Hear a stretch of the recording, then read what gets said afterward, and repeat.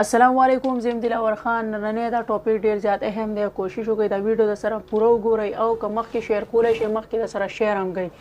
ځکه چې دا ویډیو څومره زر ته زره زموږ پښتنو وروڼو ته ورسي نو ډیره به ښه وي. تقریبا چې دی د پرون نه زه نوټ کوم چې یو 2 سکیمونه روان دي په پاکستان کې.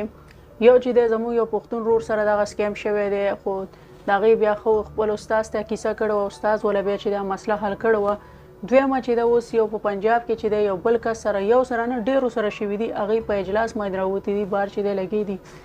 بایکاټ کوي چې مطلب دا ولې دا سکیم کیږي په پاکستان کې. نو اوس چې دی زه تاسو ته یو خبره وکړم، دا سکیم صرف داسې نه ده چې په پاکستان کې دا کسان ناست دي کې چې دی د بنګلادیش د انډیا د ډیر ځایونه چې کسان ناست دي او تاسو بیا بلیک میل کوي، ډیره زیاته خطره درته جوړوي، ډیر زیات تاسو ته چې دی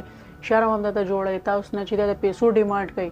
نو دا چې دی یو معمولی غونډه غلطي تاسو کوي او دا غلطۍ نه پس تاسو ته چې دی دومره غټه مسله جوړیږي. نو کوشش وکوئ چې دا ویډیو د سره مخکې شیر کړئ، څومره زموږ وروڼه دي چې هغې ته دا ویډیو زر ته زر ورسي چې دا غلطي چېرته ونه کړي. تاسو به اورېدلي چې مطلب یو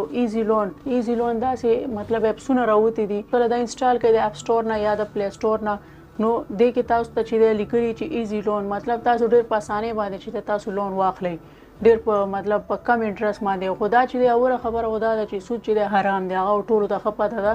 خو دویمه خبره دا ده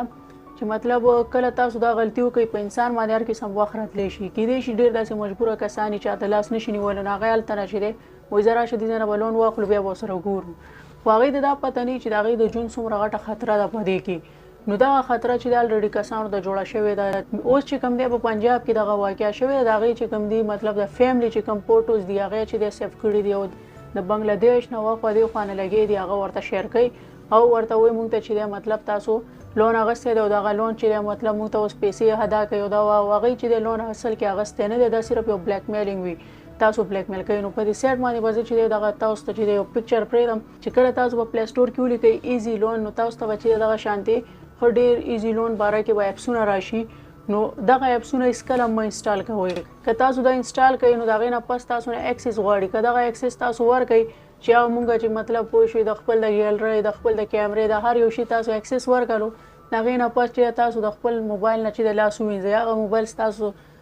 نشي کېدی، بیا هغه موبایل ټول چې دی ټول انفارمیشن ستاسو چې دی ټول هینډلینګ هر څه چې دی هغې ته ورسي، نو ډېر بیا هغې ډېر په اسانۍ باندې تاسو چې دی بلیک میل کولی شي. نو کوشش وکوئ چې دا غلطي هېڅکله هم ونه کوئ او چې کله هم داسې اکسس نه کم اپس هم غواړي نو هغه خو بالکل مه ورکوئ، که ورکوئ هم نو هغې باندې اول لږ شی سرچ کوئ، ګورئ چې مطلب دا سبا دپاره ماته څه مسله جوړه نه شي. نو ډېر انفارمیشن ویډیو ده، دې نه چې فایده واخلئ، دا چې د سره مخکې شیر کوئ چې زموږ څومره پښتانه دي هغې ته دا ورسي. ډېر زموږ پښتانه وروڼه چې هغه به نه خبر څه پته لګي،